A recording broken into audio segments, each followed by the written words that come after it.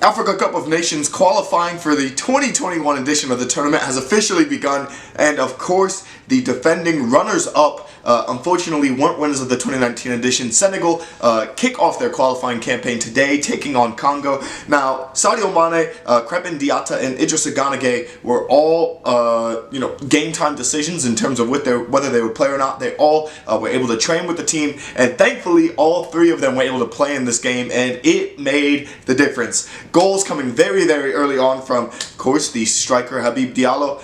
Diallo wearing the number 7 shirt for Senegal. I think obviously not summoning his inner Cristiano Ronaldo, but he had a beautiful, beautiful goal. And it was actually 2 goals in 2 minutes because starting in midfield, Sidi Sarr, who I thought for some reason was Ismaila Sarr for the longest time in this game. I was like, why is Ismaila Sarr starting next to another Sarr? But I mean, Sidi Sarr and Ismaila Sarr starting together on the right side of a 4-1-4-1 with Idrissa Gana Gueye sitting that CDM spot. Sidi Sarr kicked off the goal scoring in the 25th minute with a goal from midfield, and then Habib Diallo killed the game with a beautiful, beautiful finish in the 27th minute, putting them up 2-0 over Congo, who I thought to a degree could have made a comeback in the game. They only had 3 shots on target the whole game, but one of which nearly got past Mendy in goal. So it was a very, very surprising contest, but not as dominant of a Senegal team, I think, as we saw during the Africa Cup of Nations, because the defense, even without Koulibaly in the final, the defense was very, very solid all throughout the Africa Cup of Nations. And while they still have a clean sheet for this game, they just didn't look as cohesive as normal. I think that's from Cheikhou Kouyaté and Koulibaly finally getting to link up once again for the first time in so long. But Idrissa Gana Gueye sitting in front of them, I feel somewhat bad for him because he played a bit of a more advanced role for PSG. He hasn't just sat at the base of the midfield. He pretty much runs around everywhere and does what he wants. But I mean, he's one of the best DMs in the world. So for him to play with Senegal, you got to have the likes of Sidi Sarr and Crépin Diatta, pushing up in front of him. And essentially, it's literally a split. For Senegal is what they do. It's the 5 in attack and the 5 in defense, with Idrissa Gana Gueye protecting the defense, and Sadio Mané and Habib Diallo and Ismaila Sarr all responsible for A, the counter press, and B, for attack and for producing chances and goal scoring opportunities. The front 5 did their job in this game. They definitely did their job. Going against a 4-3-3 that Congo came out with, I think Congo were maybe a little ambitious in what they were trying to achieve, I think, in this contest. I think them playing a 4-3-3 against Senegal maybe wasn't the greatest of decisions, especially with Sadio Mané being in the form of his life at the moment.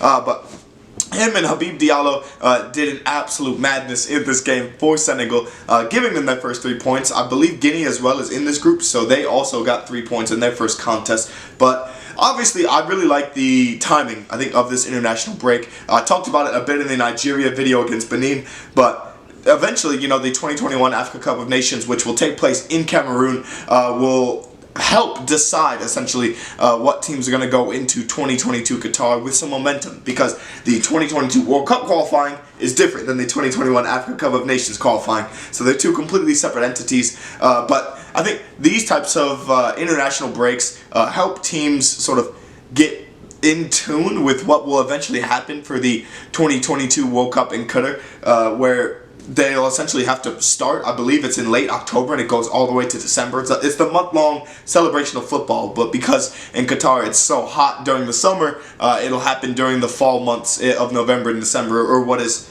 where I'm from, the cold winter months. So I do feel that this is actually a really good time for the international break. It's the last international break of the year before we get into the Christmas fixtures. So players like Sadio Mané, Idrissa Gana Gueye, obviously Kalidou Koulibaly, and Habib Diallo as well. All these players playing in Europe, essentially they get a break. They get to go, they get to play for their home country, they get to get warm again because Europe is very, very cold at this time.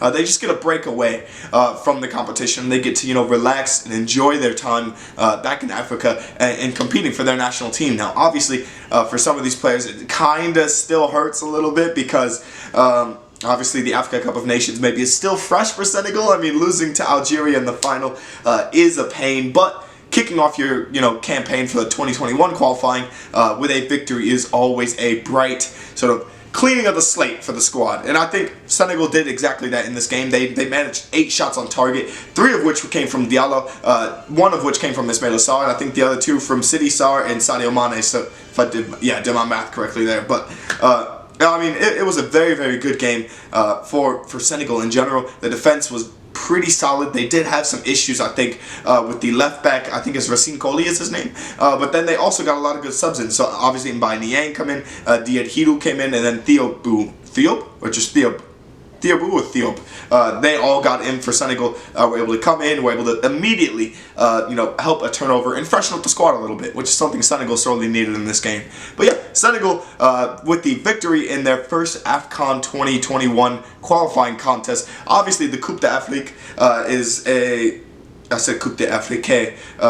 huge contest for every nation in Africa. But I think Senegal, to start off with a clean slate after the bad taste in their mouth from Africa 2019, or AFCON 2019, I think is a very, very good start. And I think it's a great sort of blank slate for the team to begin once again. But thank you guys so much for watching. Let me know your thoughts on the match down in the comments below. And peace.